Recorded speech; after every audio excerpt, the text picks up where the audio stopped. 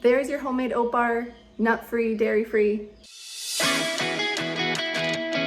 Hey, it's Allison from Mom with a Minute. This morning we are making gluten-free, they're not gluten-free.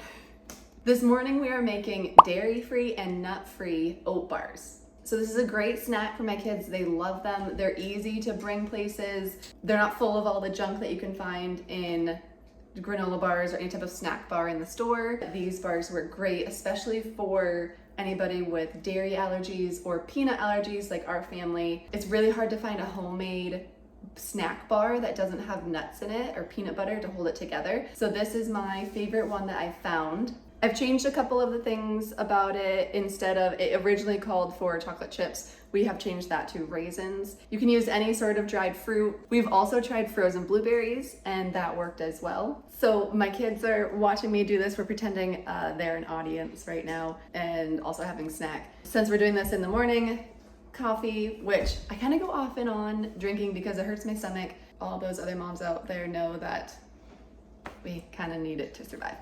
I need to get my water. Okay, for this we're gonna use 2 mix-in bowls. We need a smaller bowl and a bigger bowl. Smaller bowl and a bigger bowl.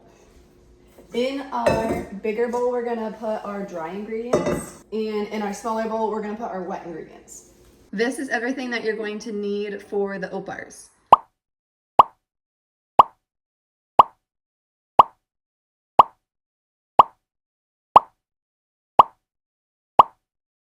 We need to preheat the oven to 350 degrees.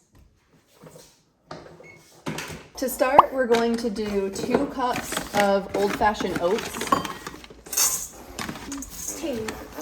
And then we're gonna do half a cup of flour. The recipe originally only calls for a 1/4 cup of chocolate chips, but I changed it to raisins, and typically I use about a cup of raisins, but it's really personal preference.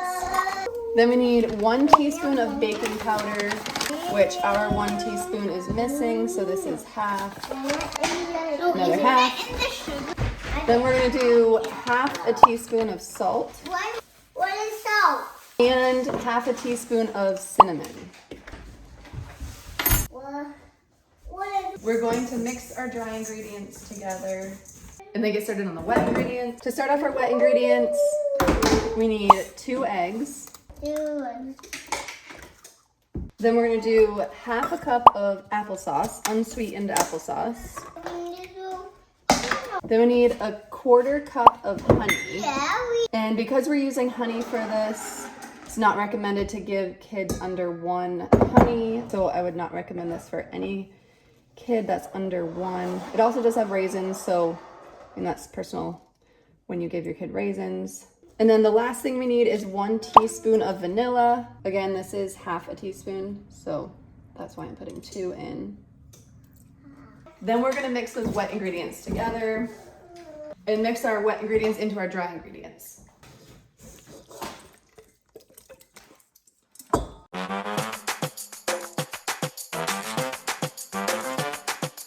The honey in this mixture is really what holds it all together. So you want this to be a little bit wet.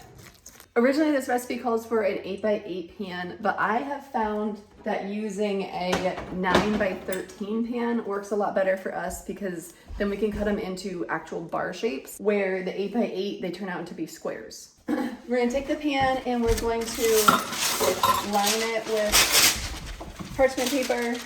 I also have just greased the bottom with butter, and the bars do come out fine like that.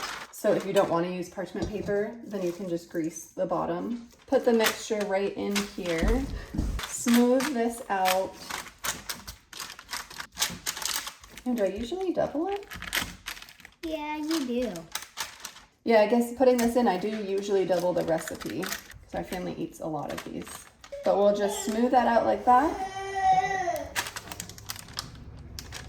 And then we'll put these in the oven for 25 minutes. While the bars are cooking, we are gonna clean out our chick brooder. We spontaneously bought more chicks. We have 5 hens, but we need more eggs. So we saw these little guys girls were available. They were extras and picked them up.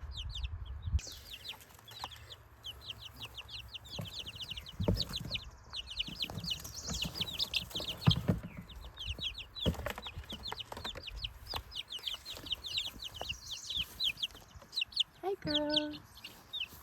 That's the bad one. There you go, girls. That's bobblehead, isn't it, right there?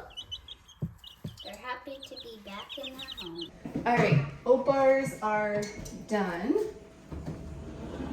So we're gonna pull these out. All right, so here's the oat bars. Sometimes I just feel them to make sure they're firm because sometimes they're a little squishy, especially if I double it or anything like that. Just make sure they're firm and a little golden brown around the edge. So I'll put these on a cutting board. I can cut them into the size that I want. For me, I just cut down like 1, 2, 3, 4, 5 times, and then I'll cut across the middle. Yummy. Yum, yum. And I typically store these in the fridge. There is your homemade oat bar. If you were to double the recipe, these would be a lot thicker, which is typically what I do. Nut-free, dairy-free. I hope you try this recipe and enjoy it at home. Please subscribe, and I will see you next time.